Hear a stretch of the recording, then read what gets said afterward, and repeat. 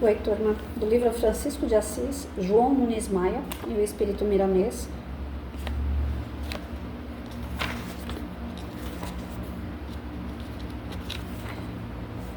No capítulo 24, do Oriente ao Infinito, na sexta parte, quando Francisco entrou, juntamente com o seu discípulo iluminado,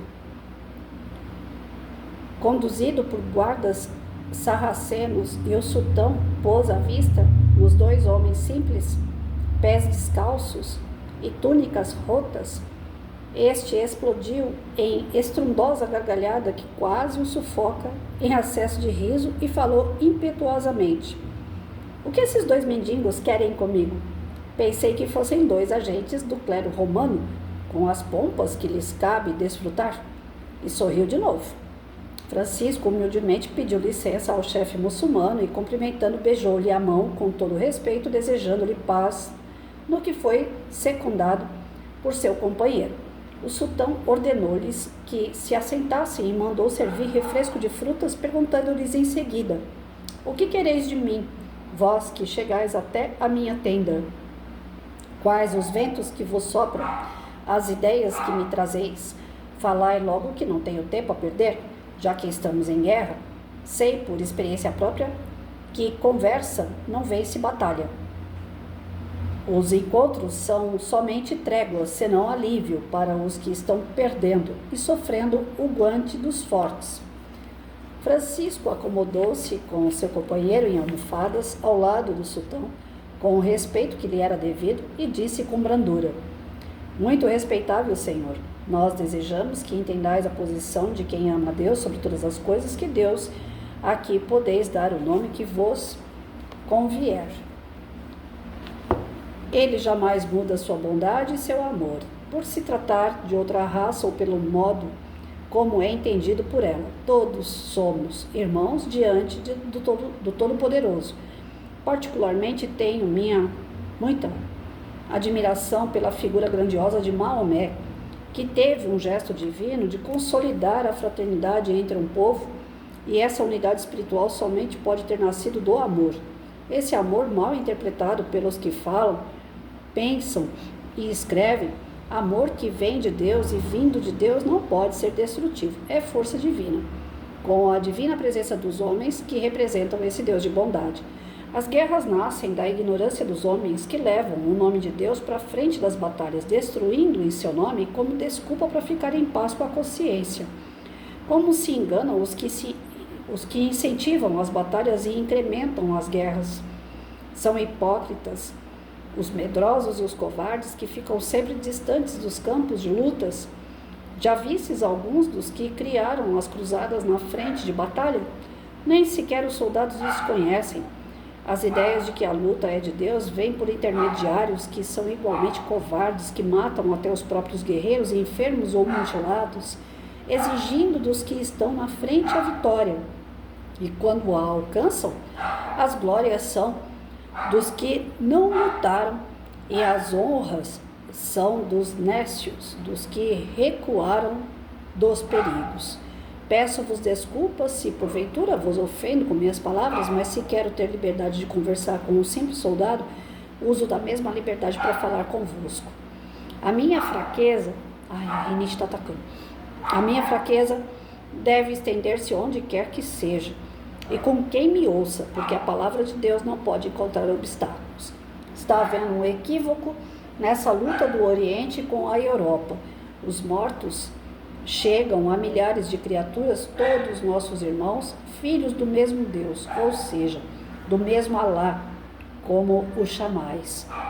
Todas as nações reunidas formam um lar maior, onde Deus ocupou o tempo e o espaço para nos dar a vida e meios de perpetuá-la, pois somos feitos todos da mesma massa divina, e nós, por ignorância, destruímos essas possibilidades que a natureza gastou tanto tempo para ofertar por amor de Deus e dos anjos. Que diríeis se fosse preciso matar todos os vossos filhos e irmãos em vosso lar? Qual a vossa opinião a respeito? Certamente seria contrário à guerra doméstica, à matança dentro do próprio lar, pois é contra isso que estamos aqui, procurando despertar os corações para a realidade de estarmos lutando por um pedaço de terra sem importância e destruindo somente porque nele foram colocados os restos mortais de um grande sábio, de um grande santo. Deveríamos então respeitar o resto da terra, porque toda ela passou pelas mãos mais sábias e santas de todos os sábios juntos. As mãos de Deus, as mãos de Alá. O corpo humano que está sendo destruído sem respeito é instrumento divino que marca a presença de Deus no homem. E essa dádiva material dos céus para nós está sendo amontoada aos milhares para os festejos dos corvos. Dentre eles, mulheres, crianças e velhos, tudo isso feito sem piedade, por estarem afastados dos corações todas as virtudes geradas do amor. É o mesmo que afastar Deus da alma, abrindo as portas dos sentimentos para os agentes das trevas, brincando com a natureza divina que habita em nós. Eu gostaria de saber, em verdade, se entre os prisioneiros que as forças do Oriente já encurralaram, existe algum familiar de cardeais, bispos ou papas, enfim, dos altos mandatários da Igreja Católica Apostólica Romana. Gostaria de saber se nos exércitos que defendem o Santo Sepulcro existem familiares vossos ou daqueles que formam convosco o império religioso que representais, perdendo a vida na ponta das espadas e lanças manejadas por hábeis matadores. Creio que não. E esse Jesus Cristo que nós pregamos, que não aceita que façamos aos outros o que não queremos para nós, é esse Cristo que nos esforçamos por imitar quando pega a sua cruz e segue com ela até o topo do Calvário, aceitando a ajuda, mas nunca transferindo para ombros alheios o exemplo de coragem que ele deveria dar. Ele é o nosso guia maior, que está sempre à frente de todas as guerras e das lutas de toda a ordem. Nessa razão, porque os seus discípulos nele confiam e ele não manda, vai, não somente fala, mas faz. Não somente distribui conceitos, vive-os, a coragem de viver pela paz, desejando à humanidade somente a vida, somente o bem e o amor, é a mais sublime daquela que existe. Os homens que dirigem as nações se apoiam em homens para não caírem nas mãos dos que pervertem a ordem. Os homens que pregam o evangelho de nosso Senhor Jesus Cristo firmam-se nas virtudes e têm como defesa a conduta reta, que nunca falha. Os próprios soldados que agora vos protegem, amanhã poderão cortar a vossa cabeça em praça pública, dependendo de quem detiver o poder. E qual a vossa segurança? A maior segurança está em Deus, e para tal qual é necessário que cumpramos a sua lei, a lei do amor. Não quero cansar vossos ouvidos, nem enfadar o vosso coração com teorias, mas rogo paciência, aquela que a vossa religião também ensina, e que penseis e analiseis o que estou dizendo, que sendo nosso Deus o mesmo, haverá de nos ajudar a compreender a verdade, que também é uma só para todas as criaturas. Também eu amo o Santo Sepulcro, mas amo-o como amo o chão em que agora pisamos, por ser todo igual a ele, como são todos os viventes no mundo. Por que matais para defender? Defender o quê? Se toda defesa pertence a Deus. Neste momento, que vos perdoeis, vossa Alteza, somos somente dois, viemos desarmados, não usamos de violência, nem de arrogância no falar, não agimos por ordem de alguém que não seja de Deus e de Jesus que pensam estar no Santo Sepulcro. Ele é Espírito, e o Espírito sopra onde quer que seja. É livre das contingências materiais e habita no lugar em que lhe aprouver. Cristo não representa somente uma raça e não pertence a uma só nação. É por excelência universal, porque seu amor é o mesmo de Deus. Viemos ao encontro de vossa Alteza em nome da paz, para apartar irmãos em luta contra irmãos. Quantas viúvas e mães neste momento choram e sofrem a perda de seus companheiros e filhos. Quanta calamidade se alastra por muitos países por causa de simples vaidade de conquista.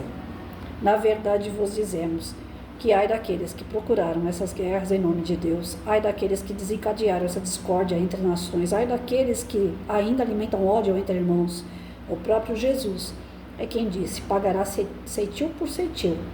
Nobre sultão, o Cristo é Cristo, livre, não está preso debaixo de alguns palmos da terra, e sendo o príncipe da paz, não veio sufrar guerras. Vou parar por aqui. Gente, a conversa de Francisco não tem pra ninguém, né? Vai falar o que depois de tudo isso aí? Olha só, as convicções dele, né? Falar com um cara que não chama Deus de Deus, que professa outra religião, que acredita em outras circunstâncias religiosas. E Francisco foi lá peitar. E não foi peitar no ódio, foi no amor. Tudo o que ele falou foi baseado no amor. Olha, você está guerreando contra outro país por causa do Santo Sepulcro? Você está guerreando contra outro país por causa de um pedaço de terra? Você está guerreando com outro país porque alguém acima de você mandou? Tudo isso cai por terra. Os mesmos soldados que estão aqui do teu lado, que estão guerreando com você, apoiando você na guerra, são os mesmos que, se juntar tudo devido a uma ordem lá de cima, pode matar você também. Ou seja, aquilo que você está colocando outros para passar, a qualquer momento você pode passar também. Então, tudo o que Francisco foi dizendo é justamente aquilo que nós precisamos aprender quando existem guerras no nosso dia a dia. Os conflitos do nosso dia a dia, eles crescem porque a gente alimenta. Fulano falou mal de você, aí você pega outra pessoa que é da sua confiança e fala mal do fulano. Essa pessoa que é da sua confiança vai deixar escapar alguma coisa que você falou para ela, para outra pessoa, e vai alimentando, o negócio vai crescer. Uma mísera fofoca pode gerar inclusive morte. Então, nós temos que prestar atenção nesses ensinamentos de Francisco de Assis e tomar para a nossa vida. Não é só para ler e falar, ai que bonito, nossa, fiquei até emocionada. A gente fica emocionado realmente, né? Porque são dois caras, ele mais um, contra um batalhão, sem armas e simplesmente com o quê? A fala. Ele tem argumento naquilo que ele diz, e o argumento tudo ali, sistematizado, tudo amarradinho, não tem para onde correr. O cara não pode nem entrar no meio da conversa e falar assim, não, mas isso não. Ele fechou a conversa ali, ele iniciou e fechou. O cara não pode nem falar para ele assim, não, mas eu é que mando nessa guerra. Não é ele que manda, ele está recebendo ordem. Não, mas eles fizeram mal pra gente, por isso que eu estou indo lá matar os caras. Não, os caras não fizeram nada com você, você estava lá no seu canto, eles estão no deles. Ah, mas nós estamos aqui por conta de Jesus. Mas Jesus pregava o amor, Jesus não pregava briga, não guerra. Pedro, quando levantou a espada uma vez, Jesus reprimiu ele na frente do soldado, que Pedro cortou a orelha do soldado. Falou, não é pela espada. Aquele que embanha a espada, pela espada vai perecer, vai morrer. Então, ele fechou toda a conversa de um jeito que eu não sei se esse sultão vai falar para ele assim, depois dessa, aceita um café e vamos embora para casa? Deixa para segunda-feira. Segunda-feira a gente vê.